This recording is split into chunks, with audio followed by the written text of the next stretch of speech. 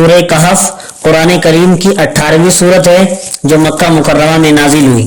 اس کی عظمت شان کے بارے میں حضرت انس رضی اللہ عنہ سے روایت ہے کہ رسول اکرم علیہ السلام نے ارشاد فرمایا، سورہ کہف پوری کی پوری ایک وقت میں نازل ہوئی اور 70,000 فرشتے اس کے ساتھ آئے تھے۔ سورہ کہف کے شان نزول کے بارے میں حضرت عبداللہ ابن عباس رضی اللہ عنہما کا بیان ہے کہ قریش مکہ نے نضر بن حارث اور عقبہ بن ابو معیط کو مدینہ طیبہ کے علماء یہود کے پاس بھیجا اور کہا کہ تم لوگ ان کو محمد صلی اللہ علیہ وسلم کے کچھ اوصاف اور اقوال بتاؤ، پھر ان سے پوچھو کہ وہ لوگ آپ کے بارے میں کیا کہتے ہیں، اس لیے کہ وہ لوگ اہل کتاب ہیں اور ان کے پاس انبیاء علیہ السلام کا علم ہے۔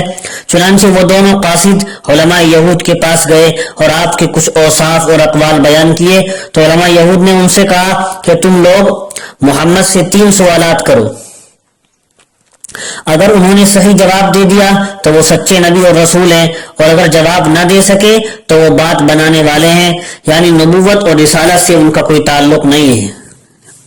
پہلے ان نوجوانوں کا واقعہ پوچھو جو پرانے زمانے میں اپنے شہر سے چلے گئے تھے، اس لیے کہ ان کا واقعہ عجیب ہے، اصحاب الکہف کا واقعہ۔ دوسرے اس شخص کا حال پوچھو جس نے زمین کی مشرق اور مغرب یعنی پوری دنیا کا سفر کیا، اس کا کیا واقعہ ہے۔ بادشاہ ذوالقرنین کا کیا واقعہ ہے۔ تیسرے روح کے متعلق سوال کرو کہ وہ کیا چیز ہے۔ چنانچہ وہ دونوں قاصد قریش مکہ کے پاس لوٹ کر آئے اور کہا کہ ہم لوگ ایک فیصلہ کن بات لے کر آئے ہیں، اسی کے ذریعے تمہارے اور محمد صلی اللہ علیہ وسلم کے درمیان فیصلہ ہو جائے گا۔ پھر ان لوگوں نے رسول اکرم صلی اللہ علیہ وسلم کے پاس جا کر 3 سوالات کیے۔ آپ صلی اللہ علیہ وسلم نے ارشاد فرمایا کہ اس کا جواب میں کل دوں گا، اور آپ نے انشاءاللہ نہیں کہا تھا۔ قریش مکہ واپس چلے گئے۔ رسول اکرم علیہ السلام وحی کے انتظار میں رہے، مگر 15 دن تک نہ کوئی وحی نہ آئی اور نہ جبریل علیہ السلام ہی آئے۔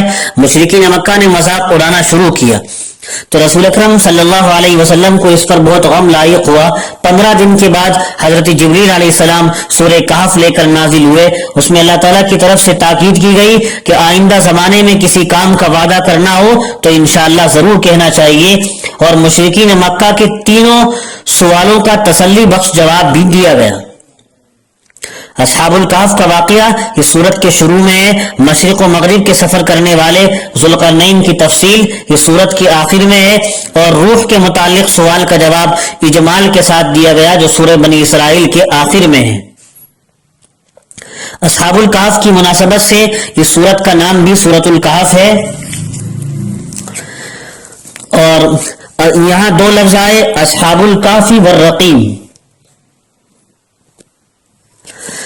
تو ان کے بارے میں بعض حضرات نے کہا ہے کہ یہ 2 الگ الگ جماعتیں ہیں، اصحاب الکہف اور اصحاب الرقیم، اور جمہور علماء کا قول یہ ہے کہ اصحاب الکہف اور اصحاب الرقیم سے ایک ہی جماعت مراد ہے۔ یہ اسی ایک جماعت کے 2 لقب ہیں۔ کہف یعنی غار میں رہنے کی وجہ سے اصحاب الکہف کہلائے، اور وہ غار جبل رقیم یا شہر رقیم میں ہونے کی وجہ سے اصحاب الرقیم کہلائے۔ اصحاب الکہف کے شہر کی تعین کے سلسلے میں ان کا شہر کون سا تھا، مختلف اقوال ہیں۔ علامہ یاقوت حموی نے معجم البلدان میں تصریح کی ہے کہ صحیح یہی ہے کہ یہ بلاد روم کا واقعہ ہے، روم کے شہروں کا واقعہ ہے۔ علامہ ابن کثیر نے البدایہ والنہایہ میں اسی طرف رجحان ظاہر کیا ہے، اسی کو راجح قرار دیا ہے کہ اصحاب الکہف کا شہر بلاد روم ہے، یہ بلاد روم ہی کا واقعہ ہے۔